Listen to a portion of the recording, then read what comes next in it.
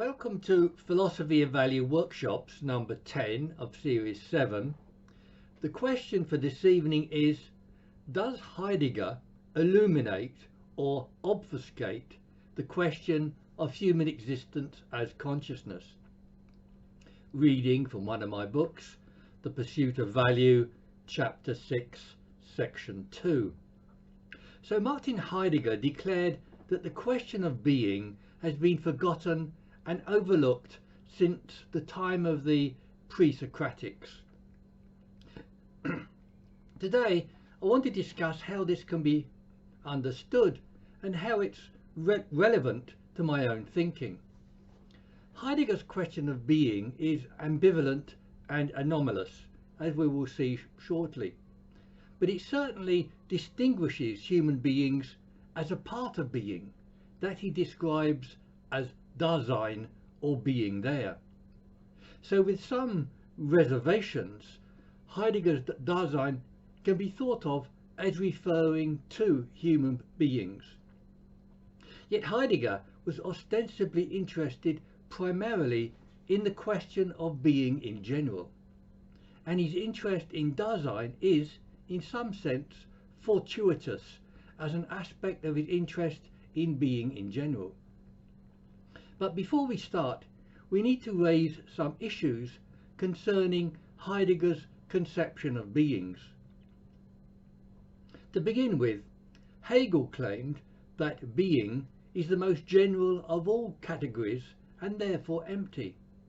John Searle goes so far as to say that if you can use being as a noun, or worse yet, being in inverted commas, you are in serious intellectual difficulties. Thomas Sheehan similarly holds that such usage suggests an ethereal metaphysical reality. For such reasons, I never use the word being as a noun. I prefer the word existence.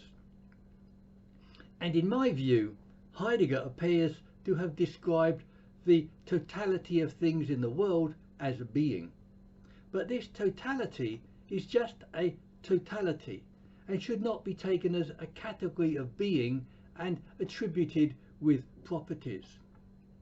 And being is also a misleading hypostization or reification of the totality of everything in the world.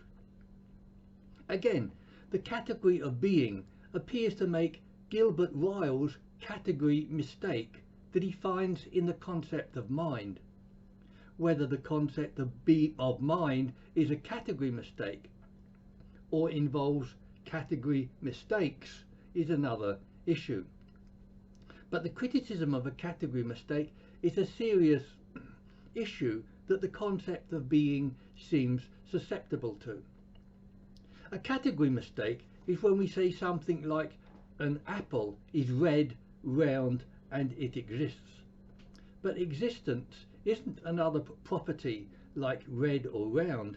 It is a precondition or totality of those properties. And Heidegger's concept of being is highly susceptible to this criticism of a category mistake.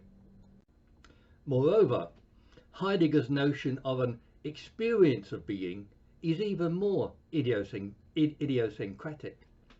It is idiosyncratic for the same reasons as belief in an experience of God, of nirvana, or the great crocodile spirit. That is, such are so incomparable, subjective, and lacking in context that they are incomprehensible. Given these criticisms, we might ask why we are examining human existence with Heidegger's concept of being. To start with, Heidegger speaks of the neglect of being, as I do of consciousness as a mode of being. And more specifically, he gives us an ontology as well as an existential analysis of Dasein. Yet more relevantly for my own thinking, I am presenting problems of consciousness in terms of human existence. That is, not in terms of human experience or psychology, but as aspects of a species of existence as consciousness. And this implies a unity of the problems and solutions of human existence. And unity is desirable here, but not at the cost of religious belief or a system like Hegel's or Dworkin's. Moreover, I describe human beings in terms of consciousness that is approximately equivalent to Dasein, and Sartre similarly describes Dasein as human consciousness, or further, as being for itself. And unlike the concept of being, consciousness exists as a mode of being, such as I have argued elsewhere. And because consciousness exists, it must have properties, and these properties can be defined. Again, I have done this elsewhere in terms of structures discussed by Husserl, Heidegger and Sartre. Yet the significance of consciousness goes beyond it being a basis for understanding human existence. Consciousness is significant because it has the status of one of the fundamental modes of existence in the world. This is highlighted by both Heidegger and by Sartre's distinction between conscious being for itself and physical being in itself. Consciousness isn't just a contingent entity like a particular species of fauna or flora. It is both the essentialia of human existence and the fundamental aspect of the universe. But this isn't an endorsement of either panpsychism or a cosmic consciousness. Neither does this distinction commit us to dualism, which hangs on a particular conception of mind. Heidegger's conception of Dasein is a being in the world, not an isolated Cartesian mind in the world. I also envisage mind in relation to, rather than dualistically independent of, the world. Yet even this kind of significance of consciousness as human existence or as a mode of being isn't enough. The kind of significance that we ultimately need isn't due to the status of consciousness in the world, nor is it due to the significance of theories of consciousness in explaining human activity. It is due to the subjective significance that we can attribute to these elements as experiences in our lives. For that, we must look to value as both a legislature and significance, and as a constituent of consciousness. And we can do this by taking the equivalence between Dasein, being for itself, and consciousness further. That is, Heidegger cites care as the being of Dasein, unquote. And despite his disclaimers, care is a mode of value. Sartre similarly holds that consciousness, or the being of the self, is value. And I am attempting to resolve problems of consciousness myself in terms of value. I will explain what this means later. Yet I would like to outline what I mean by using value as a resolution of human existence as consciousness. It's thought that ethics has monopolized questions of value, which has been broadened in the idea of the good life. That is, the good life as an objective in Aristotle's virtue ethics, or more recently by Ronald Dworkin. The good life may be an extension of ethics, but it doesn't include a third conception of value. That is, a third conception of value in resolving human existence as a constituent of consciousness. And the above concept of value as a constituent of consciousness indicates how such a resolution is achieved. That is, not by imposing theoretical frameworks on life, such as Hegel or Dworkin attempted, but by beginning with facts, that the fact that ethics, religion, aesthetics, meaning and purpose are all expressions of value. And it's my eventual conclusion that all these activities can be informed by a particular principle of value. That is, the affirmation of value or the value of value leading to a certain sufficiency of value. But we have a lot of ground to cover before we can get to that conclusion. And to cover that ground, we must refocus on the question of being as Heidegger sees it. And he writes that Dasein is ontologically distinguished by the fact that in its very being, that being is an issue for it, unquote. Heidegger distinguishes the ontical from the ontological as referring to the particular beings in the world. Again, echoing Heidegger, Sartre draws an equivalence between Dasein, consciousness, and it being an issue. Sartre writes that consciousness is a being such that in its being is in question. But how is Dasein or consciousness at issue, or in question in its very being? The terminology of consciousness already suggests an answer in the form of human reflective consciousness.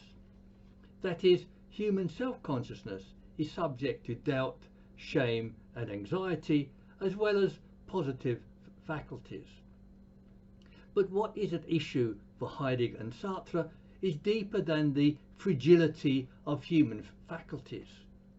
For Heidegger, the question of being is primarily expressed in an attitude towards death.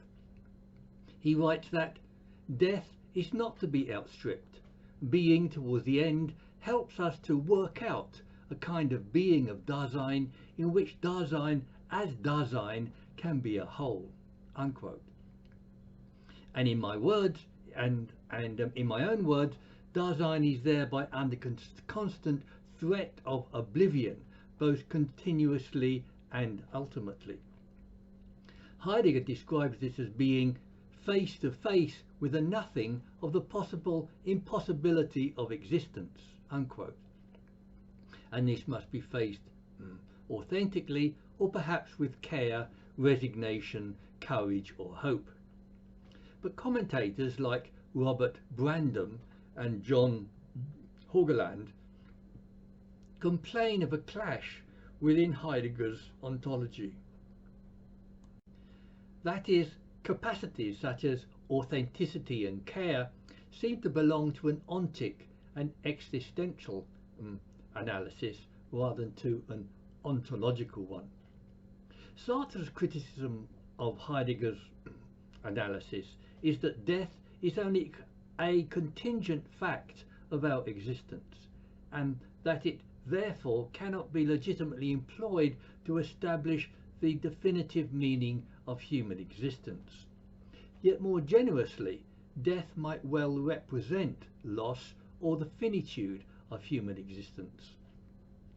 Sartre's account of the question of being can be illustrated by his contrast between two forms of being or existence. For Sartre, conscious or subjective being for itself is a kind of nothingness, a lack or desire for being. Physical being in itself as a plenitude or permanence that has an independent existence. So for Sartre, an insubstantial consciousness is seeking the substantiality of physicality. But this is impossible. So for Sartre, mankind is a useless passion. We can observe that neither Heidegger nor Sartre offer solutions to the question of existence, were not really such satisfactory ones. So like Heidegger, Sartre enjoins only authenticity and resilience in the face of death or nothingness. Even harsher than that, Sartre defines consciousness as a lack of being, and that nothingness lies coiled in the heart of being like a worm, unquote. Sartre is talking about the insubstantiality of consciousness as a useless passion in seeking the permanence of physicality. Yet I can suggest a more attainable alternative of pursuing a substantiality or sufficiency of value. This objective is still forthcoming, but some clues can be found in Heidegger. 3 clues can be found in Heidegger's thinking that also lead to this final objective. 1, that being towards death is grounded in the value state of care. 2, he speaks of unsupported, concernful solicitude towards death, giving meaning to life. And 3, death as a possibility of being which Dasein itself has to take over as an authentic choice. For Heidegger, the absolute impossibility of existence must be taken up as a possibility of life. These 3 features of the value state of care and its qualification by unsupported solicitude in the face of death are features that are consistent with the principle of a certain independence or sufficiency of value. Firstly, Heidegger grounds the problem of existence as death or non-being in the value state of care. This is consistent with my own view of resolving the problem of human existence in terms of value. Secondly, the idea of unsupported solicitude is also consistent with an independence from social endorsement. This view is sustained by many of Heidegger's statements, such as an aversion to a lostness in the they-self or superficial and illusory social interaction, and being released from the illusions of the they as the unexamined thoughts of others. And thirdly, the prospect of death strips away superficialities, leaving Dasein naked and without support. That is, the prospect of an absent future leaves us to our own resources in our present value states. Cognitive outcomes and conceptions of the future are inadequate in the face of death, because death lacks a future, and you cannot have a conception of a future that doesn't exist. So Heidegger's analysis of human existence in the face of impossibility and of death leads us back to the notion of value, and an analysis of Sartre might be said to lead to the same conclusion, but more by the pessimism, the very pessimism of his answer, which leads us to seek some other solution. And these views might again have led back to the notion of value prematurely, that is, without a sufficient analysis of human existence. Yet phenomenologists such as Husserl, Heidegger and Sartre do give us an analysis. They give us an analysis in terms of structures of consciousness that lead to the notion of value. With Heidegger and Sartre, we saw care as the being of Dasein and the being of the self as value. And structures of selection and choice show how preference and elimination explain the origins of value. I explain this in other workshops. Yet structures like intentionality, temporality and divisibility reveal the character of human existence as consciousness. That is, given that consciousness exists, it must have properties. And in my view, and the view of phenomenologists, these properties are best explained as structures. Postmodernists and some others don't believe in structures, but that's another argument. But Brentano, Husserl, Heidegger and Sartre pose structures like intentionality, temporality, negation and finitude. Others add divisibility, graduation, insularity, presence, facticity, possibility and insubstantiality. Such properties as structures are candidates which show how consciousness is problematic. Yet consciousness itself is a new age objective, where its increase is perceived as a panacea.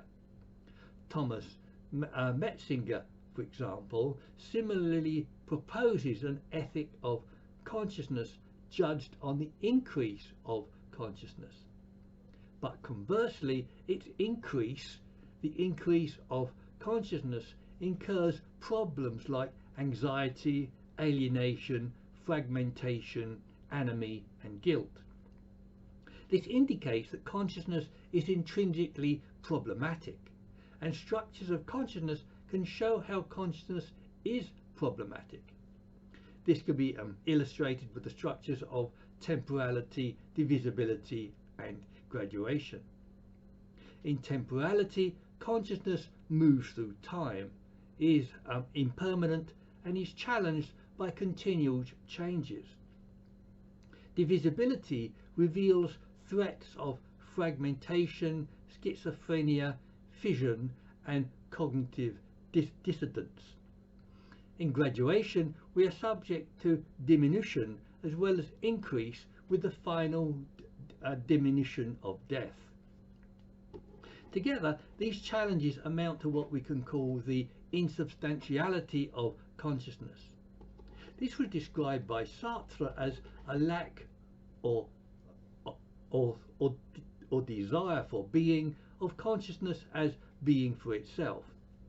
But we have called this the insubstantiality of consciousness. That is the problem, I think, of human existence.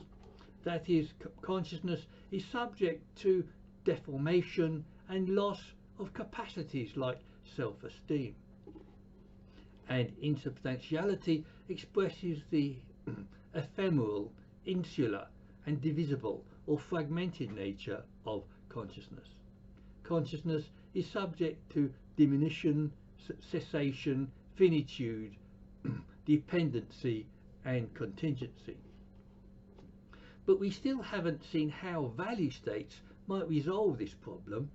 I will try to outline this shortly. But one presuppositional issue with this proposal is how can quantitative problems of structures be resolved by a qualitative solution in value states? Well, structures are able to represent and resolve experiences because they aren't just abstract theories or concepts. Structures are constitutive aspects of consciousness that embody experiences.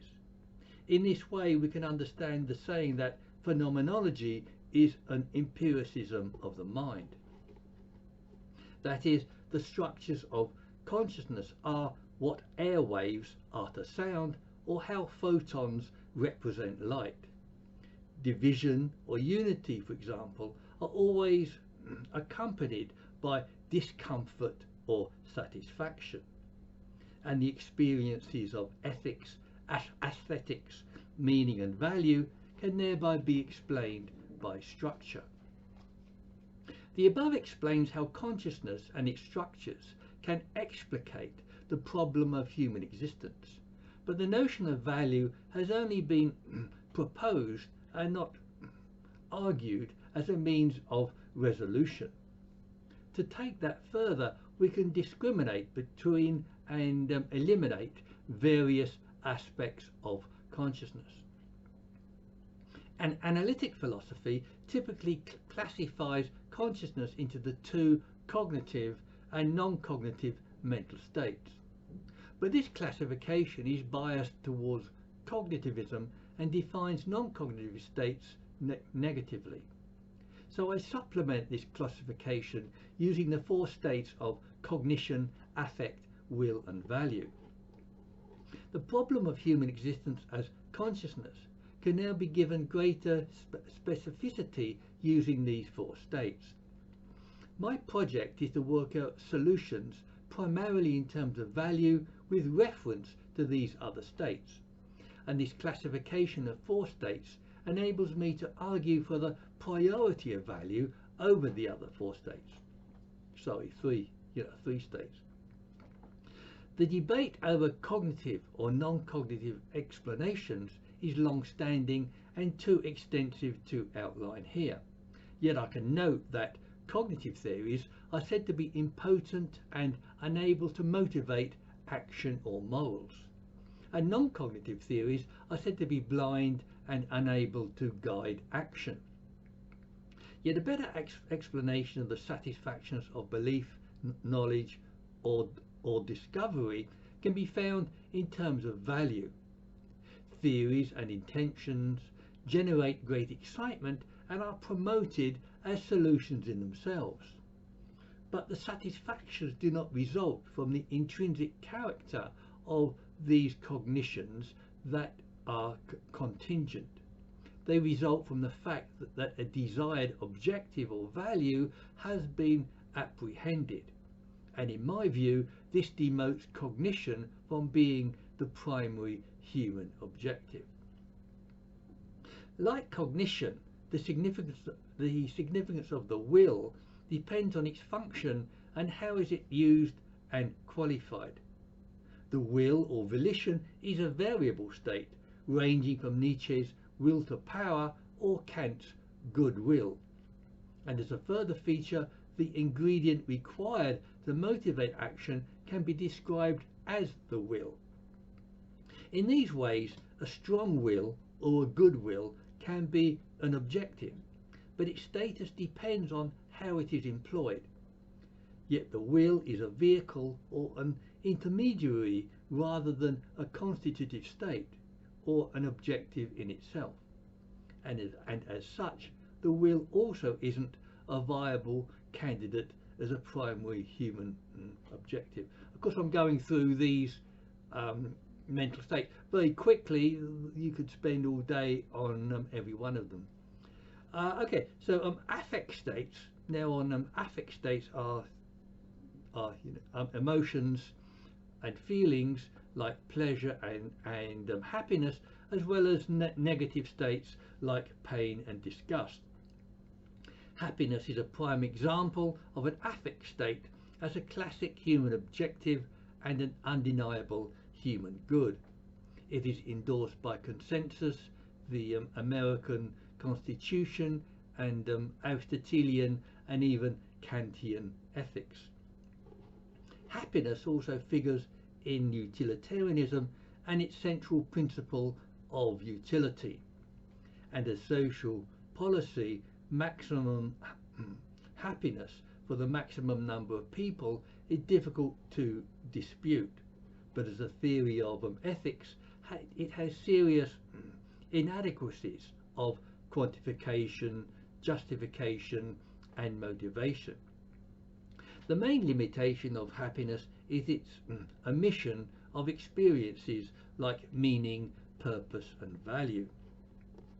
Happiness is often thought to be of intrinsic value and thereby a prime candidate as a principle of ethics or of life. But a central criticism of taking happiness as an intrinsic value is that it need not always be of value. For example, I could regard happiness as encouraging weakness or misguided objective or sinful or whatever. The point is that if happiness need not always be a value, it couldn't have intrinsic value. Yet my main criticism is that happiness is blind and doesn't entail value. It doesn't answer the why or how of life. It is, of course, very nice to be happy, but the character of reflective human consciousness requires more than this. Human consciousness seeks understanding, purpose, and value that happiness doesn't provide. I explained earlier why consciousness itself isn't a viable objective or solution. Yet consciousness is an amalgam of states of cognition, affect, will, and value. And a combination of these states may well provide a more realistic resolution of consciousness. And this is what I finally offer in an ongoing dialectic between cognition and value states. So my argument for value and for a principle of value has been both positive and negative. Its negative aspects include demonstrating inadequacies of cognition, affect, and will as principles. I've only outlined these above, which extend to a critique of morality and ethics. The positive aspects of my argument include its functions in theory as well as in practical context.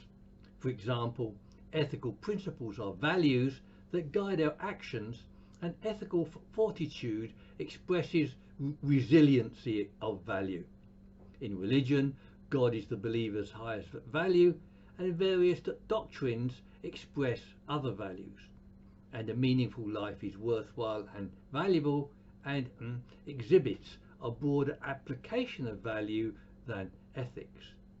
And values are also enacted in every other human activity to a greater or lesser extent. Yet the case for value as a solution to consciousness needs more than just its pragmatic benefits in life activity. We noted Heidegger's care as the being of Dasein and Sartre's being of the self as value. But in themselves, these origins do not establish any moral imperative or motivational force. These can be derived from the implications and consequences of value existing in the world. One of the ways that I can do this is by arguing for the self-validating character of certain values. That is, the pursuit of value, the affirmation of value, the will to value, and the value of value. Robert Nozick and others spoke about valuing of values. I'm talking about valuing value. As a fundamental aspect of consciousness, valuing value can be expressed in innumerable ways. For example, the will to value is expressed in positive value states such as courage, love, or Nietzsche's amour fati. Yet Sartre's concept of a spirit of seriousness illustrates two ways of failing to value value.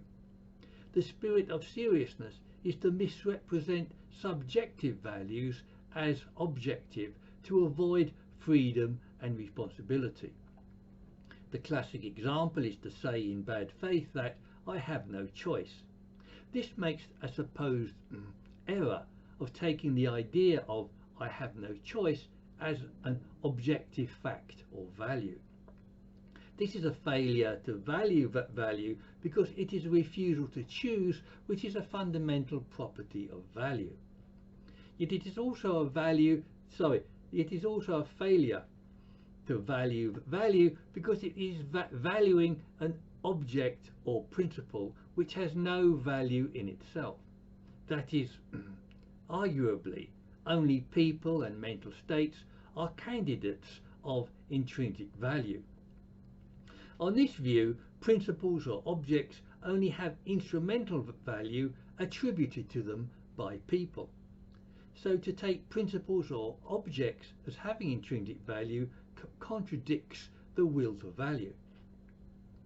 This view of the will to value as valuing truly intrinsic value leads to a property that we can call self-validation. Self-validation is a way of justifying value when faced with problems such as posed by Hume and More. Self-validating principles are used to justify logic and mathematics, but not thought possible in physics or ethics.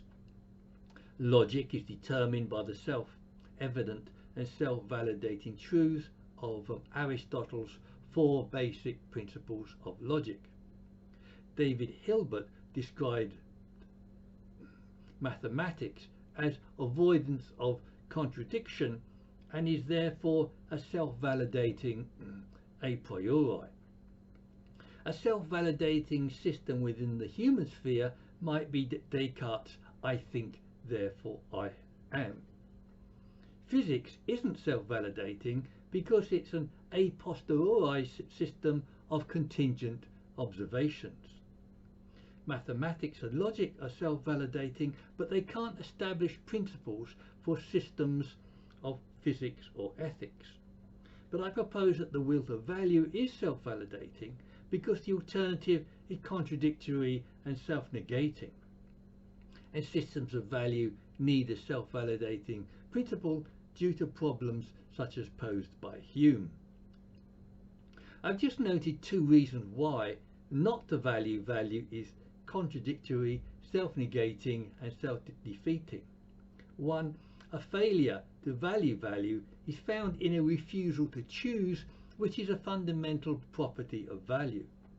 Two, valuing objects or principles as intrinsic values is regressive, contradictory and simply erroneous. That is, not to value value is also a negation of the principle of value that drives and culminates all conscious existence. But this presupposes the principle of the pursuit of value that I've argued for in these workshops. That is, the structures of consciousness and value constrain and direct our choices towards valuing. A basic example of this is Sartre's notion that we are condemned to be free, and we are condemned to choose, and even not choosing is a kind of choice. There are limitations to this view, but nevertheless it gives the example of how consciousness can constrain our values. In conclusion, Heidegger does illuminate the issue of human existence as consciousness in the following ways. Firstly, he sets the status of the question of human existence within the deeper context of being. This is even though there are serious reservations about Heidegger's conception of being. Secondly, both Heidegger and Sartre introduced the idea of value as a crucial constituent of consciousness. And this helps us to establish the significance of value as a means of resolving the issue of consciousness. Thirdly, in different ways, both Heidegger and Sartre present the idea that consciousness is in question. That is, not just ontically, in ways such as anxiety or in inauthenticity, but ontologically, in the finitude, temporality and insubstantiality of consciousness. And fourthly, Husserl, Heidegger and Sartre provide structures which both explain both problems and solutions of consciousness. These are structures like intentionality, temporality and graduation. In the end, however, Heidegger and Sartre introduce the idea of value but don't work it into a viable solution. For that, we need to go back to Nietzsche as a philosopher of value and his affirmations of life. Here, with Heidegger, we must moderate his will to power as will to will and as a will to value. Yet even the will to value is too tonic to express a pursuit of a qualitative value. Yet in the justification of the affirmation of value, we had recourse to the idea of self-validation. That is, not to value value is contradictory, self-negating and ultimately erroneous. But I will go beyond my answer to briefly state why not to value value is contradictory and erroneous.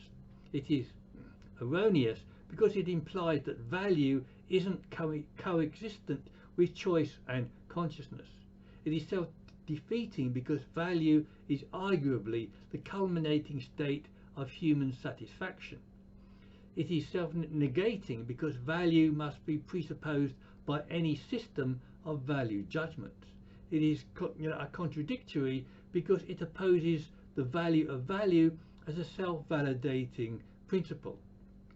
And a refusal to choose is a negation of value, which is a fundamental property of choice and consciousness. But self-validation and negative restrictions are, by themselves, inadequate justifications of consciousness. Other criteria and qualities of and satisfactoriness are required that I discuss in other workshops. So let me have your comments and criticisms at the meeting or on websites like YouTube or Meetup.